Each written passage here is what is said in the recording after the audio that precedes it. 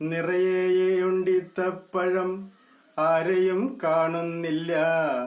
വിറ്റു തീർന്നിട്ടു വേണം ഹോജോയ്ക്ക് വീട്ടിലെത്താൻ. ഒരു സ്ത്രീ വന്നെത്തിയിടുന്നു. 1.5 കിലോ വാങ്ങി ചൊല്ലുന്നു, കടമാണിട്ടോ, വൈകാതെ പണമെത്തിക്കാം. അക്ഷരം ഓ. ഒന്നെടുത്തിട്ട് ഹോജോ രുചിച്ചു നോക്കാൻ ചൊല്ലി.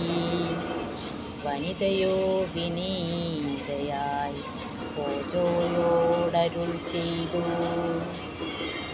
നോമ്പിൻ്റെ കടമുണ്ട് വയ്യാതെ കിടന്നപ്പോൾ. ഇന്നു ഞാൻ നോറ്റുപോയി, ഒന്നുമേ കഴിക്കില്ല.